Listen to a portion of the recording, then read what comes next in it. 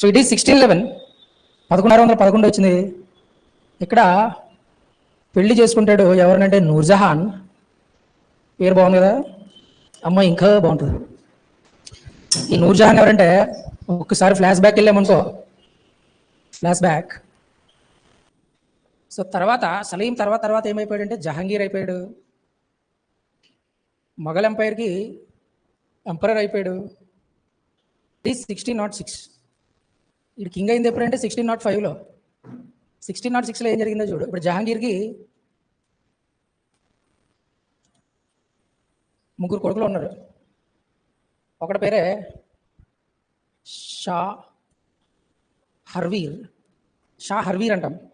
ఇంకొకటి పేరు ఖుష్రు, ఇంకొకటి పేరు ఖుర్రం.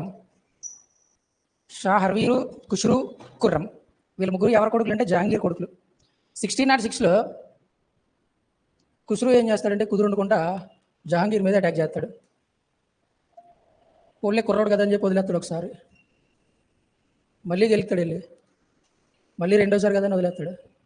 మూడోసారి మళ్ళీ గెలుస్తాడు. ఒకసారి ఆగరా అంటాడు. ఏ డాడీ అంటే ఎందుకు చేస్తున్నావు ఇదంతా అని అడుగుతాడు. నువ్వు కూడా మీ నాన్నగారి మీద అలాగే కదా చేసావు, నాకు నీకులాగే ఎంపరర్ అవ్వాలని ఉంది, కింగ్ అవ్వాలని ఉంది, రాజాకాంక్ష ఉంది నాకు కూడా, నేను కూడా మొఘల్ చక్రవర్తిని అవుతానని చెప్పి అందుకే ఆత్మాని నీ మీదకి వస్తున్నానని చెప్తాడు.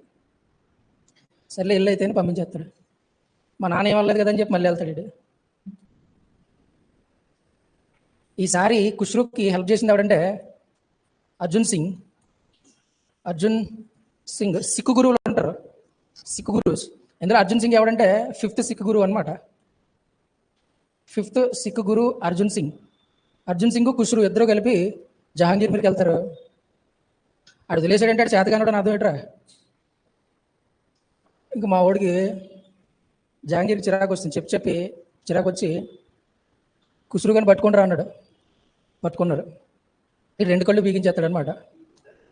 ఖుష్రు గడి 2 కళ్ళు తీయించేస్తాడు.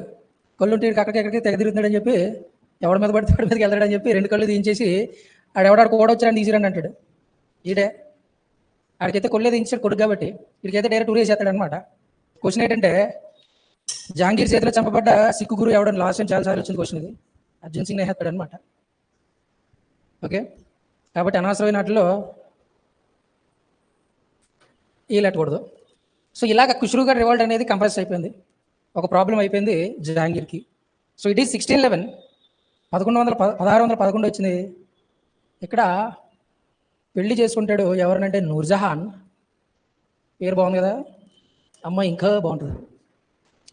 ఈ నూర్జహాన్ ఎవరంటే ఒకసారి ఫ్లాష్ బ్యాక్ వెళ్ళామనుకో, ఫ్లాష్ బ్యాక్ అక్బర్ పీరియడ్కి వెళ్ళి ఒకసారి అక్బర్ ఎంపైర్ కింద ఉంటాడు, చక్రవర్తిగా ఉన్నప్పుడు మన సలీం పొట్టాడు, చిన్నోడు అనమాట.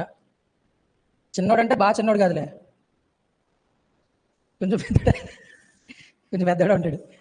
సో అక్బర్ చదువుకోలేదు కదా, ఇల్లిటరేట్ ఎంపైర్ కదా మొఘల్స్లో. సో నేను అలాగే చదువుకోలేదు, మా అబ్బాయిని చదివిందామని చెప్పి సలీంకి బాగా చదువుకోవాలని చెప్పి హాస్టల్లో వేస్తాడు. శ్రీ చైతన్య హాస్టల్లో వారేస్తాడు బయటికెళ్ళి. అక్కడ కుదురుంటారేట్రా, హాస్టల్లో పడేసినంత మాత్రాన ఆవేశాన్ని ఆపగలమా? ఆపలేం. అదే పీరియడ్లో పర్షియా నుంచి ఇండియాకి ఒక ఫ్యామిలీ వచ్చింది, ఒక ముస్లిం ఫ్యామిలీ. అందులో మీర్జా గియాజ్ బేగ్ అంటాం, అస్మత్ బేగ్, వీళ్ళిద్దరూ మొగుడు బెల్లాలన్నమాట. మీర్జా గియాజ్ బేగ్ అనేవాడు హస్బెండ్, ఈ అస్మత్ బేగ్ వైఫ్. మరి మొగుడు బెల్లాలు ఉన్నాక పిల్లలు ఉంటారు కదా, 2 పిల్లలు ఉన్నారు. ఒకటి పేరు, కొడుకు పేరేమో అసఫ్ ఖాన్, కూతురు పేరేమో మెహరున్నీషా.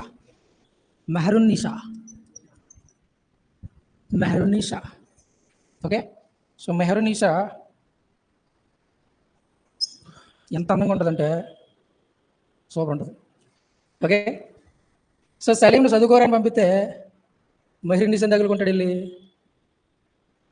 కొత్త లెవెల్లో అలాగే కదరా, రాజానికి ఎవరన్నా కొత్తలు వచ్చారనుకోండి కాలేజీకి కానీ ఎక్కడికన్నా అంతే, కొత్త లెవెల్ వస్తే వాళ్ళ మీద పడుతుంది కన్ను.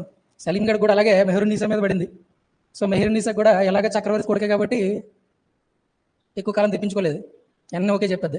పిచ్చి జోకులన్నీ వేస్తుంటాడు సలీం గడు. ఆ జోకులకి ఫ్లాట్ అయిపోయి మెహరున్నీసా కూడా సలీం గడ్ లవ్ చేసి